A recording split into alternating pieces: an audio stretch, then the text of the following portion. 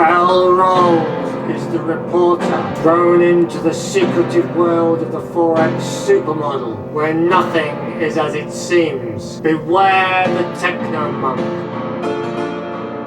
and steer clear of Professor Code and his two assistants. Give the senior trader a wide berth, and don't expect any sense from the risk manager.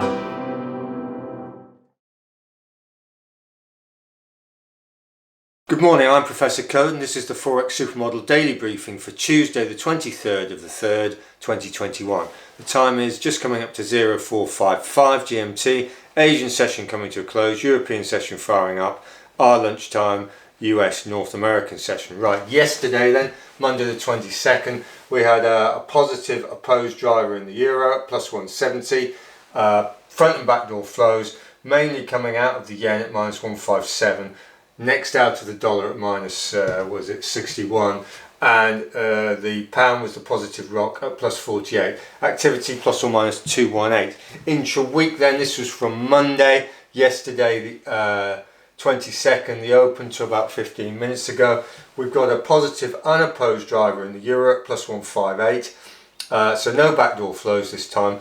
The opposing negative flows were mainly coming out of the yen at minus 89, dollar minus 58, and the pound was the negative rock at minus 11, activity plus or minus 158.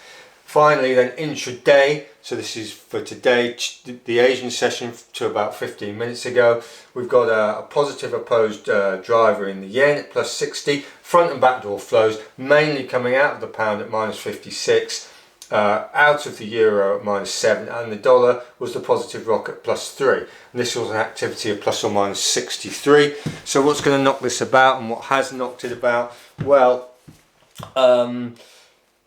Monday, which was yesterday, obviously, we had the China rates decision. They kept their prime rates steady for the 1 to 5 year, so no real great change there. Tuesday, we've got GBP employment count, Bank of England Bailey governor speech, Fed chair testimony, and we've got Bank of Japan policy minutes. So we've got a lot of verbal noise coming out today. Wednesday, tomorrow, we've got GBP CPI, so it's the start of the normal hard data tomorrow. Now the key things that happened really was we had a fairly large drop off in the New Zealand dollar complex. Arguably, this is what the analysts are saying, it was on the low affordability of housing.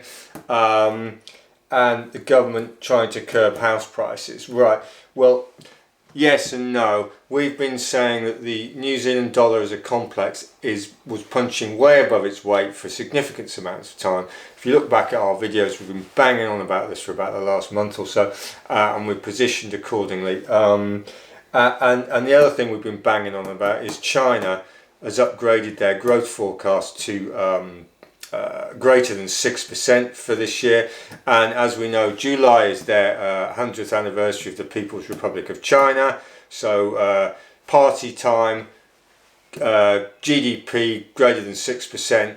This is likely to feed into commodities and particularly the AUD. Right, anyway, let's clear the decks. Our trades are now just under 2,000 points up, which is starting to make headway.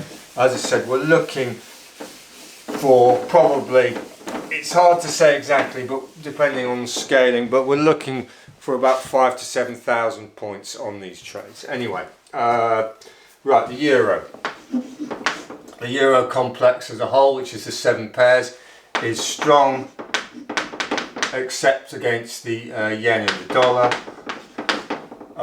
The yen is strong across the board. The pound is strong, except against the euro, the dollar, the yen, and the Swiss, which basically means it's mixed. The Swiss franc is strong, except against the yen, the dollar and the euro. The CAD is weak except against the AUD and the NZD. The AUD is weak except against the NZD, which is weaker, and the NZD is weak across the board, and the dollar is strong except against the yen, which is stronger. Right, so you've got yen strength. Where are we? New Zealand weakness across the board, and take your pick in the middle. Right, so let's look at the other asset classes. Excuse me.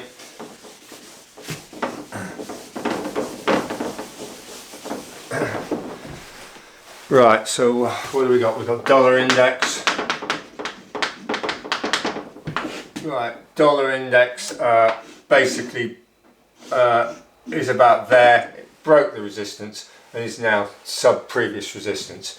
Right, gold came off and it's now about 0.21 from the floor, so it's had a bounce but not much. Oil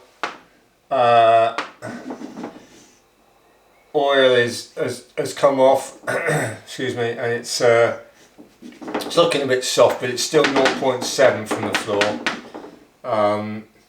Wall Street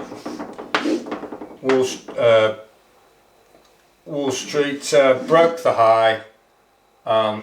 It's now about there. S&P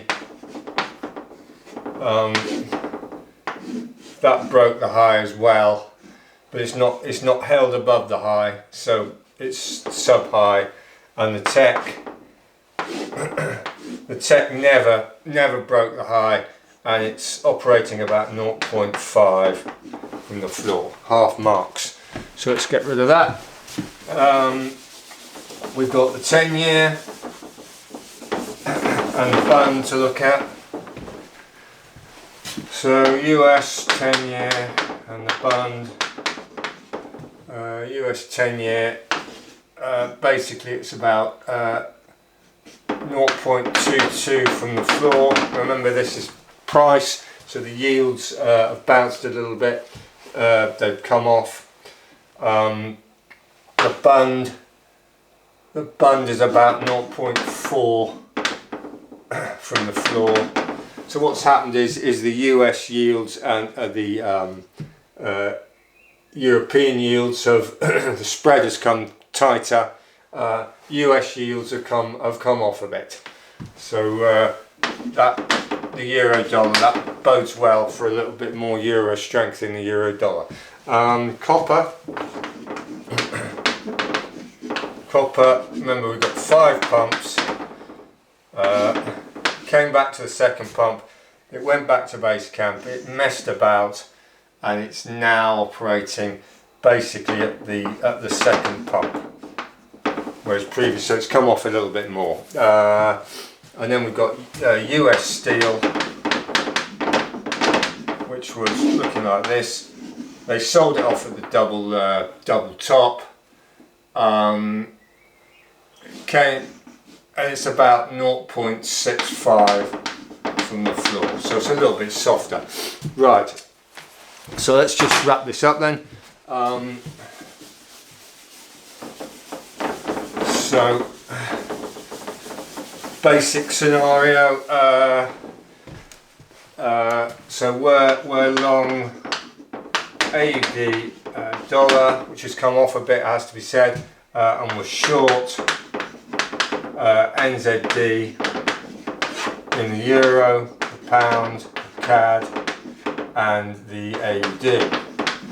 There's a big tick on that one. This one's starting to creak a bit, but we've got this greater than equal than 6% GDP target for China. We've got the NZD pretty much fully cooked.